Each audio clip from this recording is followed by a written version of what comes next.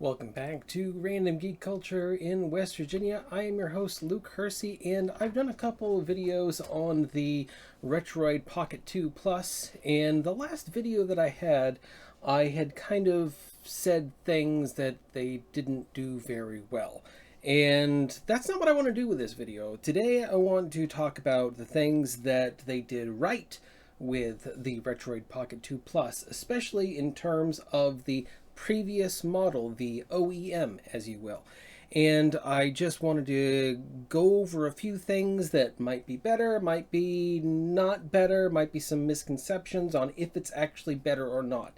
So anyway, and the reason why I haven't done this in a few weeks is because last week I was focusing on doing a montage or intro or whatever you want to call it. So we're going to play that right now for the intro for the entire series.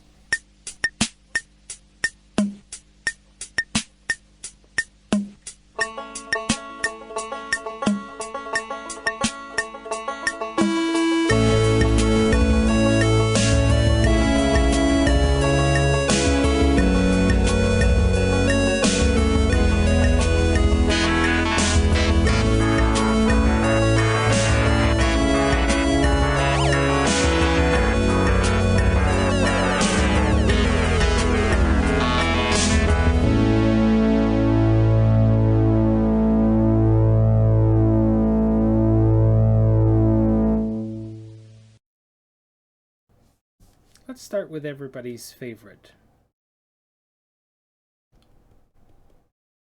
No touchscreen. Instead, I have to go into mouse mode so that I can select stuff. Or, how about I just get the Pocket 2 Plus and select it? Oh man. Inclusion of the touchscreen was so much better. Okay, here's the plus. Analog left. Analog right. Yes, I know it's still a slider and it's not the best thing in the whole world, but it's an analog now. It's better. How are the buttons? They're okay on the Retroid Pocket.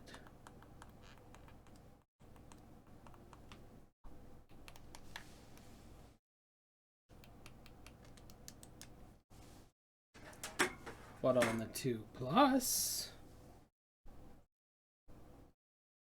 much higher up. Better for fighting games.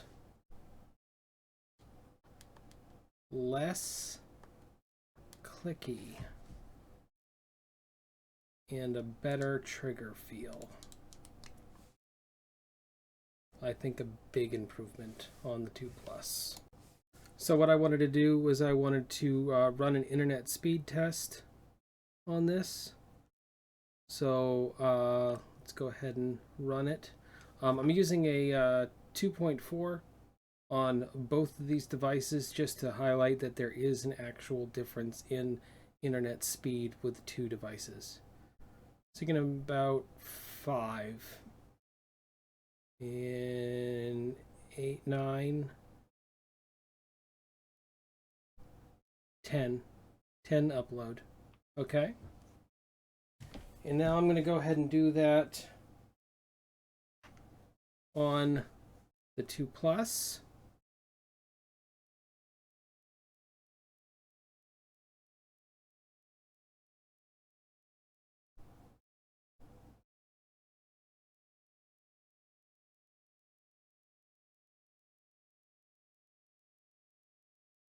I haven't connected this up with the 5 gig internet.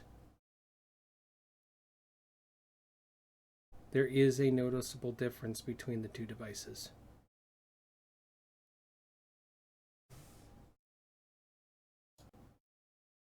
Another thing I wanted to notice, or wanted to Another thing that I wanted you guys to notice was the speed of the chipset. Now, I'm not going to go into something really high-end. Let's just go into Nintendo 64. Let's go into Majora's Mask. Now, if you know anything about Majora's Mask, it is a more difficult game to emulate on the Nintendo 64. Let's take this out of mouse mode. Now, as you can see, there is a little jittering, there's a little stuttering on this.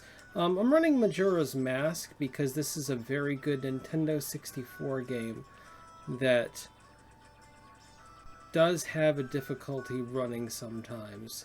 It's a hard game to emulate for some software.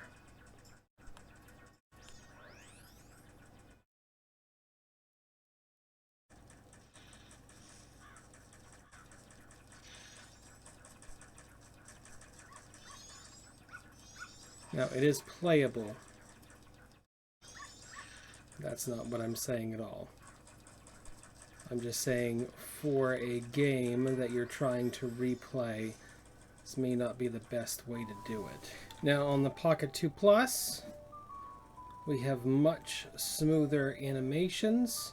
I am actually running this at twice resolution, and this seems to be running a lot better. Sounds less jittery. Screens are running much faster. And again, I am running this at twice the normal resolution.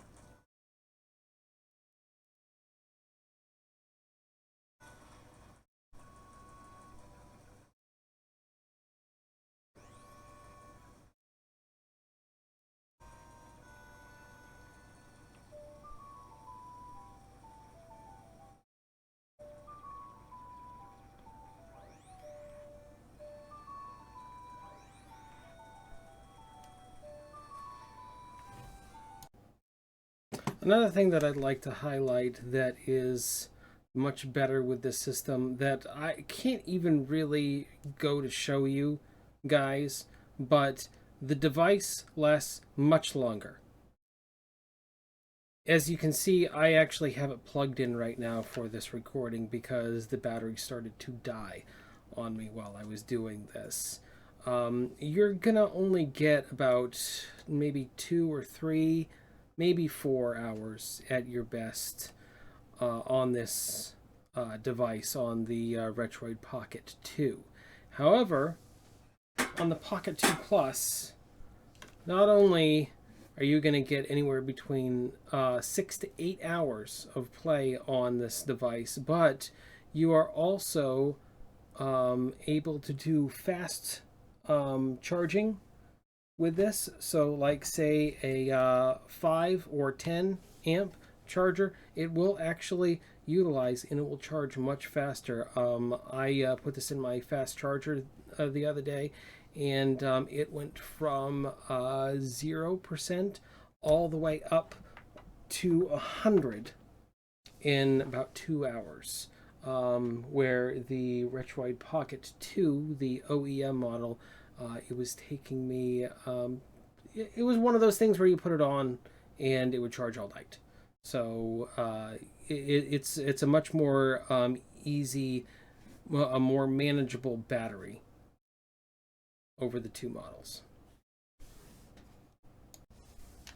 Also, one of the things that really helps out with this device is the overall operating system of Android 6 versus Android 9 is just leaps and bounds. It's just much more easy to navigate and to administer the system. It's near impossible to update it through the manufacturer. You are pretty much stuck with the software that comes on it. You can download it from the manufacturer up to 8, and it will update. However, that is not something that is easily done. However, with the Pocket 2 Plus, you can easily just go to settings and go to system and then go to Android Updater, and it's actually the Retroid Pocket Updater, the ones directly from the manufacturer. So that is definitely an improvement over the previous model. So as you can see, the Retroid Pocket 2 Plus is definitely an improvement upon the OEM model, as it were. Now, if you have the older one, it's not worth getting rid of. Don't throw it away.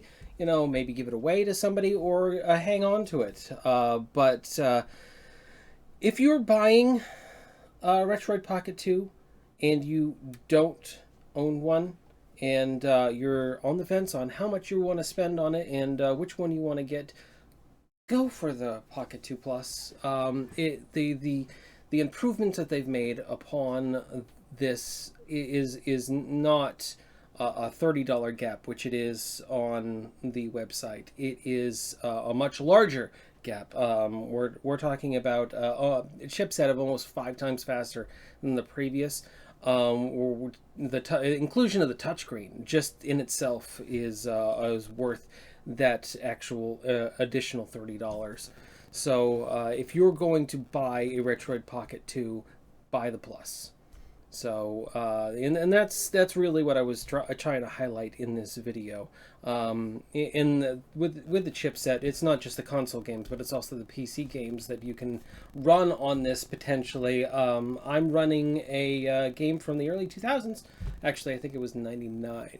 But Morrowind. It was the Elder Scrolls game that was 2 games before Skyrim. So Skyrim, Oblivion, and then Morrowind. Very, very good game. Forgot how much I liked that one. But I mean, I like classic games, and that's why I really like the Retroid Pocket 2 Plus. So if you like this video, hit like, hit subscribe, send me an email, send me a text message. If you go to the About section, it sends you the link tree, and it sends you to all the other places like Instagram and Facebook and the audio version of the podcast. And you can also see the video version of the podcast on YouTube as well. I have a separate playlist on there on the channel. So yeah, I appreciate all the support. Right now I'm sitting at about 95 subscribers, so let's see if we can hit 100 or 150 or 1,000 maybe. But anyway, thank you very much for all your support, guys, and give me comments, and I'm trying to respond to all of the comments down in the comments section, and I'm trying to include what people are talking about in the next video, so I'd like to continue doing that. So anyway, thank you very much, and have a good night. Welcome to the end.